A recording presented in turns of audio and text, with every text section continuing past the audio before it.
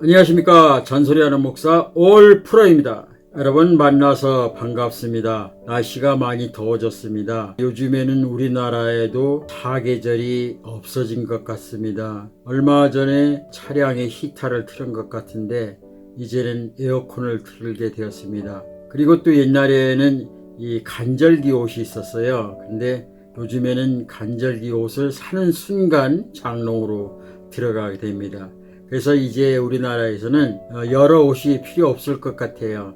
겨울옷 두꺼운 거 하고 여름 반팔하고 더우면 겉옷 벗고 추우면 겉옷 입고 이렇게 두 계절만 보내면 될 것 같습니다. 글쎄요, 이런 현상이 좋은 현상인지 아니면은 정말 환경 오염으로 인해서 오존층이 파괴되는 걱정스러운 일인지 잘 모르겠어요. 그러나 없는 사람에게는 굳이 옷을 많이 살 필요 없어서 좋을 것 같기도 한데, 돈이 많은 사람은 이런저런 옷을 많이 입어야 하는데요, 걱정이 되네요. 제가 전에 두바이 갔을 때 그런 이야기를 들었습니다. 두바이는 얼마나 돈이 많은지 대한민국 사람, 돈 많은 사람이 두바이 가서 돈 자랑을 할 수 없다고 하는 나라가 바로 두바이입니다. 그래서 이 두바이는 입국 출국이 다른 나라에 비해서 굉장히 간편합니다. 왜일까요? 걱정하지 말고 들어와서 많이 기분 나쁘지 않게, 입국하는 순간부터 이것저것 검사하다 보면 기분이 나쁘잖아요. 그러다 보면 돈 있는 사람이 돈을 쓸 수 있겠어요? 입국하는 심사부터 기분 좋게 해줘야 사람들이 돈을 마음껏 쓰고 가죠. 글쎄요, 이런 이야기는 진짜인지 거짓인지 잘 모르겠습니다. 하여간 그런 이야기를 들었습니다. 그리고 또 하시는 이야기들이 이런 이야기를 해요. 두바이는 돈이 많은데 돈이 많다는 것을 보여주는 옷이 무엇이 있을까? 뭐니 해도 밍크 코트잖아요. 근데 두바이는 밍크 코트를 입을 수가 없죠. 왜요? 날씨가 너무 덥기 때문에. 그래서 두바이 사람들은 밍크 코트를 사가지고 입는데 언제 입는가? 에어컨을 틀고서 밍크 코트를 입는다고 합니다. 글쎄요, 잘 모르겠습니다. 여하튼 간에 오늘 여러분들 이제 잔소리하는 목사 올프로 이제 잔소리를 시작하려고 합니다. 얼마 전에 휴대폰 카메라가 수명이 다하여서 서비스 센터에 갔으나 수리하는 것보다는 새로 구입하는 것이 좋을 것 같아 새로 구입하였습니다. 아이들이 이야기를 하다가 이 휴대폰은 지문인식, 홍채식 등 여러가지 잠금 장치가 있다고 해요. 잠금 장치를 해주었습니다. 그러나 막상 사용하다 보니 저에게는 오히려 불편하였습니다. 지금까지 휴대폰을 사용하는 데 있어서 한 번도 잠금 장치를 해본 적이 없기 때문입니다. 물론 제 아내도 잠금 장치를 해본 적이 없습니다. 왜냐하면 서로 핸드폰에 특별히 비밀스러운 것을 저장할 일도 없을 뿐더러 꼭 잠금 장치를 해야 할 이유가 없기 때문입니다. 그러나 서로의 핸드폰을 봐야 할 경우에는 아내에게 이야기합니다. 그런데 제가 아는 지인 중에 핸드폰 잠금 장치로 인하여 이혼 위기에까지 갈 뻔했던 일이 있었습니다. 남자 측은 그런 대로 먹고 살만했고요. 여자 측은 생활이 좀 어려웠습니다. 그럼에도 어려운 가운데 알바를 하여 일을 악물고 공부해서 모 기업에 취직하게 되었습니다. 그렇게 남녀가 만나 열렬히 사랑하여 1년 동안 연애할 때 남자 측에서 결혼하자는 그 제의가 들어왔습니다. 여자는 자기가 경제적인 가장이기에 아직은 안 된다고 거절하였지만은 남자 측에서 돈 문제 걱정하지 말라며 결국 연애 1년 만에 결혼을 하였습니다. 행복한 신혼생활 2년이 조금 지났을 때 아내가 점점 이상한 행동을 한다는 것이었습니다. 전화를 받다가도 남편이 들어오면 당황하여 우물쭈물하며 전화를 끊는 일이 자주 있었고, 심지어는 남편이 잠을 들면 살그머니 나가서 어떤 남자하고 전화하는 일을 자주 목격하였습니다. 남편이 이상하게 생각이 되어 아내가 잠들었을 때 아내의 휴대폰을 들고 밖에 나와서 폰을 이렇게 열어보니 잠금 장치가 되어 있습니다. 남편은 배신감을 느꼈다고 합니다. 남편 자신도 잠금 장치를 지금까지 한 번도 해본 적이 없었는데 아내가 잠금 장치를 하였다? 신혼 초에는 이런 일이 없었는데 요즘 전화도 당황스럽게 끊고 나 몰래 어디엔가 전화를 하더니 이제는 급기야 휴대폰 잠금 장치까지 해놓았다? 남편의 분노와 배신감은 결국 이 아내에게 다른 남자가 생겼나 하는 의처증까지 불러일으켰습니다. 남편은 결국 혼자 고민하다가 아내를 붙들어 놓고 지금까지 의심스러운 행동을 이야기하며 당신이 정말 숨김이 없다면 당당하게 나 보는 앞에서 잠금장치를 풀어달라고 다그쳤습니다. 그러나 아내는 별일 아니라며 잠금장치 푸는 것을 거절하였습니다. 그로 인하여 서로 갈등이 더욱더 심해졌고요. 남편은 남편대로 진실을 밝히지 못하는 아내를 바람피웠다고 단정을 했고, 아내는 아내대로 나를 신뢰하지 못한다는 불신에 대한 배신감으로 가득했다고 합니다. 결국 그들은 골이 깊어질 때까지 깊어져서 이혼 법정에 이르기까지 되었습니다. 나중에 알고 보니 친정 남동생이 돈 때문에 힘들어 오고 가는 전화 이야기였습니다. 아무리 남편이지만 친정집 자존심도 있고 해서 이야기를 하고 싶지 않았다는 이 부분이었습니다. 결국 우여곡절한 가운데 잘 해결되어 이혼까지 가지는 않게 되었어요. 그 일로 인하여서 아내 휴대폰은 말만 아내 것이지 언제든지 남편이 볼 수 있게끔 오픈되어 있다는 것입니다. 그 아내는 고백합니다. 요즘 어린 초등학생들도 자기만의 프라이버시라고 이야기하며 잠금장치를 하고 다니는데 나는 나의 사생활도 없는 사람이라며 하루하루 힘들게 살아간다는 이야기입니다. 저는 그 일을 상담하면서 이런 생각을 해봤습니다. 굳이 잠금장치를 하지 않더라도 서로가 서로를 신뢰하고 각자 인격을 존중해주며 서로의 영역을 지켜주면 안 되는 것일까? 사람들은 아름다운 부부생활, 행복한 가정, 사람 위에 사람 없고 사람 아래 사람 없는 남녀평등, 서로 존중해주는 바로 이런 사회를 꿈꾸고 있지만 그리 말과 같이 쉽지 않습니다. 5월은 가정의 달이라고 말하며 행복한 가정을 이루기 위한 여러 가지 캠페인과 많은 행사를 하고 있습니다. 그럼에도 여전히 매년 행사로 그칠 뿐입니다. 저는 이 문제에 대하여 깊이 생각해 보았습니다. 왜 그럴까? 무엇이 문제일까? 저는 목사에게 성경에서 해법을 찾아보았습니다. 결론은 경계선이다. 우리가 살고 있는 이 시대에 꼭 존재하고 지켜야 할 경계선이 있는데 그 경계선이 무너졌습니다. 보이지 않지만 반드시 존재하는 선, 그러기에 결코 넘어서도 무너져서도 안 되는 선, 경계선입니다. 부부간에도 반드시 지켜야 할 경계선이 있습니다. 무너지면 남남이 되지요. 부모와 자식 간에도 경계선이 사라진 지 이미 오래되었습니다. 나라에도 임금과 신하와의 경계선이, 친구와 친구 사이에도 경계선이 있습니다. 더 나아가서 남자와 남자, 여자와 여자 간에도 경계선이 있는데 이 선이 무너지면서 동성애가 정당화되고 심지어는 사람과 동물 간의 경계선이 무너짐으로 인하여 수간의 행동을 자연스럽게 받아들이는 옹호자들까지도 생겨났습니다. 수간이요, 사람과 동물 간의 섹스를 말합니다.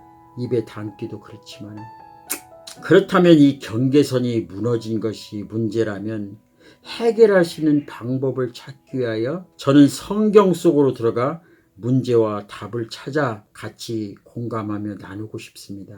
저는 성경에서 원인을 찾았기에 말씀을 인용하여 봅니다. 창세기 2장 16절에서 17절, 여호와 하나님이 그 사람에게 명하여 이르시되 동산 각종 나무의 열매는 네가 임의로 먹되 선악을 알게 하는 나무의 열매는 먹지 말라. 네가 먹는 날에는 반드시 죽으리라 하시니라. 하나님과 최초의 인간인 아담과 지켜야 할 경계선이 있었습니다. 그러나 사람이 계약 위반으로 경계선을 무너뜨렸습니다. 이를 뒷받침해주는 성경 말씀은 창세기 3장 6절 말씀인데요.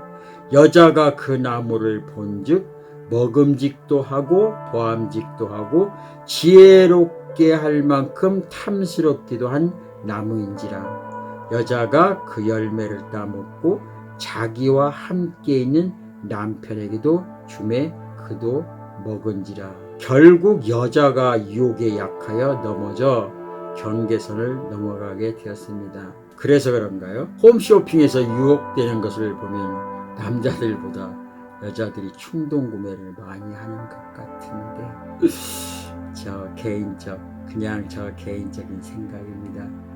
이 생각 가지고 너무 나무라시면 안 되고요. 그냥 저 개인적 생각입니다. 우리는 모두 아담과 하와의 후손들입니다. 그러기에 여전히 시대를 막론하고 경계선을 넘고자 하는 유혹에 이미 노출되었습니다. 그러므로 늘 우리들은 그 유혹의 경계선을 넘지 않으려고 몸부림치지만 그리 쉽지 않습니다. 스스로 경계선을 지키려고 하는 굳은 의지와 결단이 필요합니다.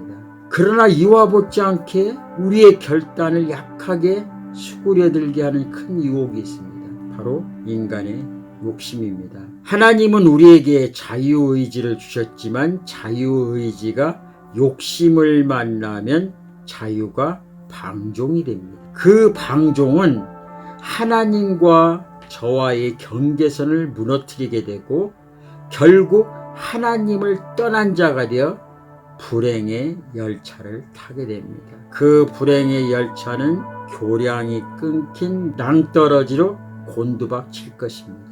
우리 모두의 가정이 행복하길 원한다면 하나님과 나와의 무너진 경계선을 회복시키고 지켜야 합니다. 그리하면 하나님께서 당신의 가정을 건강하고 행복하게 해주십니다. 그렇다면 어떻게 경계선을 넘고자 하는 그 유혹에서 벗어나고 잘 지킬 수 있을까? 그게 문제지요. 그러나 성경에 답이 있습니다. 성경에 보면은 경계선을 넘고자 하는 유혹에서 자신을 지켜 애굽의 총리까지 승승장구한 하나님의 사람을 볼 수가 있는데 바로 요셉입니다. 창세기 39장 9절에서 10절 말씀을 보면 이 집에는 나보다 큰 이가 없으며 주인이 아무것도 내게 금하지 아니하였어도 금한 것은 당신뿐이니 당신은 그의 아내임이라. 그런즉 내가 어찌 큰 악을 행하여 하나님께 죄를 지으리까. 여인이 날마다 요셉에게 청하였으나 요셉이 듣지 아니하여 동침하지 아니할 뿐더러 함께 있지도 아니하니라. 요셉은 모든 것을 자기 마음대로 할 수 있으나 주인 보디발과 동등됨의 자격을 가진 아내만큼은 주인과 같이 경계선 너머이기에 단호히 유혹을 거절하였습니다. 이처럼 단호하게 거절할 수 있었던 것은 요셉은 모든 매사에 늘 하나님만 바라보았기 때문입니다. 다시 말해서 요셉은 하나님을 최고의 주인으로 받아들이고 섬겼기 때문입니다. 이와 같이 우리들 또한 하나님과 나와의 경계선을 결코 넘어서는 안 됩니다. 아무리 화려한 유혹이 있을지라도 경계선은 지켜져야 합니다. 안 그러면 하나님을 떠난 삶이요 곧 그 길은 영원한 죽음이기 때문입니다. 우리의 조상 아담은 경계선을 넘어 죄의 조상이 되었지만 요셉은 수없이 많은 유혹에도 불구하고 그 경계선을 잘 지킴으로 신앙의 산 모델이 되었습니다. 더 나아가서 부족한 저를 친구라고 부르시는 하나님의 아들 예수 또한 나를 위하여 십자가에서 철저하게 경계선을 지키심으로 우리의 부활의 산 증인이 되셨습니다. 그렇다면 저와 당신은 어떻게 할 것입니까? 경계선을 지키지 못하여 아담의 영원한 후손이 되어 불행한 가정을 3대까지 물려줄 것인가? 경계선을 잘 지켜 예수의 후손이 되어 행복한 가정을 1000대까지 상속시켜 줄 것인가? 선택은 자유입니다. 그리고 선택에 대한 결과 또한 자기의 몫입니다. 그러나 저는 간곡히 부탁합니다. 하나님과 저뿐만 아니라 모든 서로의 경계선을 잘 지켜 아름다운 부부 생활, 행복한 가정을 만들어가는데 바로 당신이 마중물이 되어주길 바랍니다. 지금까지 잔소리하는 목사 올프로였습니다. 여러분 끝까지 시청해 주셔서 감사합니다. 고맙습니다. 그리고 사랑합니다. 여러분 고맙습니다. 그리고 사랑합니다. 제 잔소리가 도움이 되셨고 좋았더라면 좋아요, 구독을 눌러주시고요. 언제든지 불편하시다면은 그만 보내주세요. 그만 보내주세요. 언제든지 불편하시다면 거절해주세요. 짜스가 이제 그만 보내라. 이렇게 해주시면 됩니다. 고맙습니다. 여러분 안녕. 바이바이. 바이바이. 바이바이. 바이바이. 바이바이.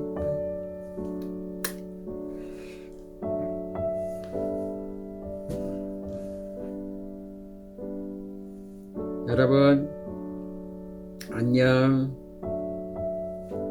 여러분 행복한 주말 되세요. 아닌가?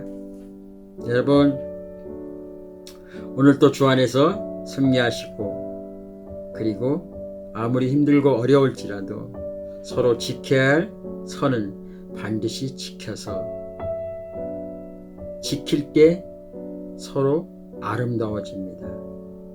지킬 때 아름다워집니다. 남자와 여자 화장실에 칸막이가 왜 있나요? 그것은 바로 지켜야 할 선이기 때문입니다. 그렇죠? 그런가요? 네. 사랑합니다. 이제 날씨가 더워서 이 모자를 좀 벗어야 될 것 같아요. 땀이 막 나네요. 근데 벗으면은 머리가 그렇죠? 시원하죠? 시원합니다. 저 아는 어떤 지인이 가발이란 가발은 다 써봤고요. 모자는 다 써봤다고 합니다. 그래서 제가 한동안 가발을 좀 쓰면 어떻겠냐고 해서 좀 며칠 쓰고 다녔어요. 그러다가 그분이 우연한 가운데 가발 이야기를 하셨는데요. 전체 가발. 전체 가발. 가발을 쓰시고 여름에 삼계탕을 먹으면 어떨까요? 이 전체 가발은 여기서부터 테이프로 이렇게 쫙 붙여집니다. 그러니까 공기가 안 통하죠. 그러니까 삼계탕을 이렇게 드시게 되면은 이 안에서 땀이 이 안에서 땀이 막 쏟아오릅니다. 샘물 쏟아오르게 되지. 그래서 그분이 너무 더워서 참다가 손을 이렇게 이 안에다 넣어가지고 이 더워서 이렇게 좀 안에 좀 벗을 수 없잖아요. 상대방 식사하는데 이렇게 벗으면은 이 세상 말로 좀 쪽팔리잖아요. 머리가 이렇게 갑자기 숱이 있던 사람이 이렇게 쑥 벗으면 이렇게 나오면 그렇잖아요. 그러니까 이 상대방 안 보게 살짝 너무 더워서 이 공기를 좀 넣고 안에 좀 이렇게 만지려고 이렇게 넣었는데 이 안에 땀나서 고였던 이 물이 쫙 쏟아졌다고 합니다. 한번 상상을 해보세요. 같이 식사하는데 이 안에 고였던 땀이 얼마나 많은지 이 안에 순간 고색으로 이렇게 쏟아졌어요. 그러면서 가발 하지 말라고. 그분은 지금 가발 안 쓰시고요. 가끔 모자를 좀 쓰시고 또 바람 불 때는 좀 모자 쓰시는 것 같아요. 근데 바람이 안 불고 그냥 보통 때 이렇게 편안하게 오셨는데 저보다 머리카락이 좀 많습니다. 이렇게 넘겼는데 땀 나고 그러면 자기도 모르게 이렇게 다 보면 이 머리가 옆으로 이렇게 이리 갔다 저리 갔다 이렇게 한대요. 여러분 아십니까? 대머리의 고충을. 저도 왕년에는요, 사람들 왕년에 얘기 많이 하는데 저도 이렇게 아프기 전에는 숱이 참 많았습니다. 머리가 많았어요. 이 눈썹 보세요. 머리 많게 생겼잖아요. 머리 많았는데 약을 많이 먹으면 독한 약을 많이 먹다 보니까 이렇게 머리카락이 많이 빠졌습니다. 그래도 앞으로 이제 너무 더우면은 이 모자를 이렇게 못 쓸 것 같아요. 그죠? 이렇게 이 쓰는 게 나은가요? 벗는 게 나은가요? 여러분들이 답을 안 해주시니까. 어떤 분은 제가 이 머리 쓰니까, 이 모자를 쓰니까 목사님 귀여워요 그래요. 저는 제 자신이 볼 때 터프하고 좀 남자답게 이렇게 생겼다고 생각하는데, 근데 다른 분들이 저를 보실 때는 이렇게 귀엽다는 말을 좀 많이 하셔요. 귀엽다고. 정말 귀여운가요? 이렇게 보세요.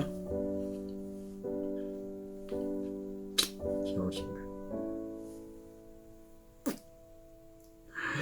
전에 어떤 분이 저보고 미소가 살인 미소라고, 그 무서운 이미지가 아니라 온몸을 뭐라고 할까요? 사람을 한 번 웃으면 싹 사로잡는 그런 미소. 글쎄 모르겠어요.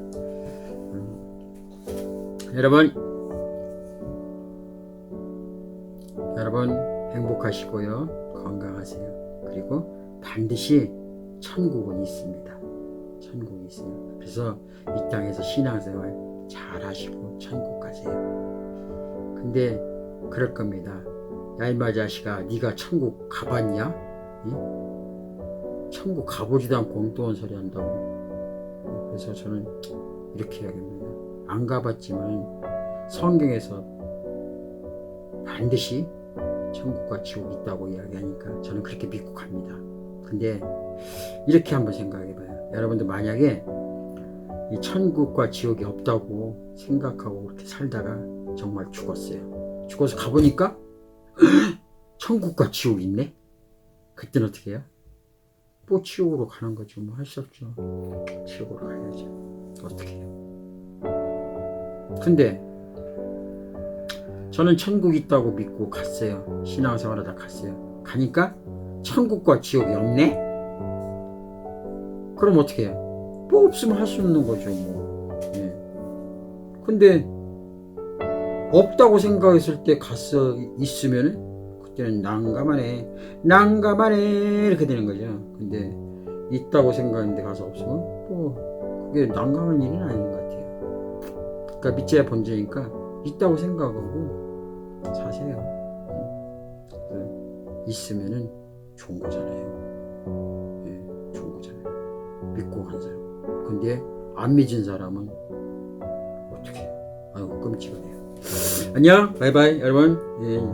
행복한 주일 되세요. 그리고 여러분 사랑합니다. 사랑합니다.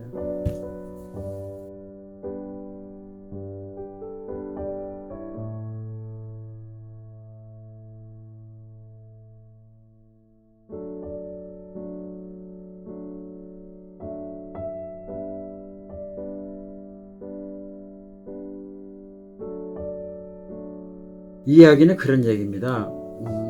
요셉이 미디안 상인들에게 팔려갔어요. 근데 하나님의 은혜 가운데 팔려갔는데 그 팔려간 집 주인이 보디발이라는 사람이었습니다. 보디발이라는 사람은 왕을 지키는 수호 경비 대장이기도 하고 그 근동에 그 지역에 큰 권력을 가진 자였습니다. 이렇게 설명하면 될까요? 그 집에 하인으로 팔려간 거죠.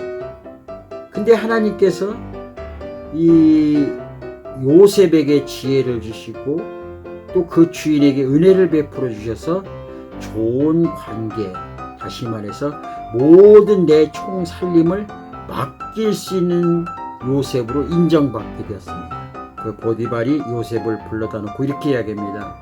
내 집안의 모든 것은 네 마음대로 관리하고 네 마음대로 액션을 취해도 좋다. 그러나 거기에는 제외된 것이 있겠죠.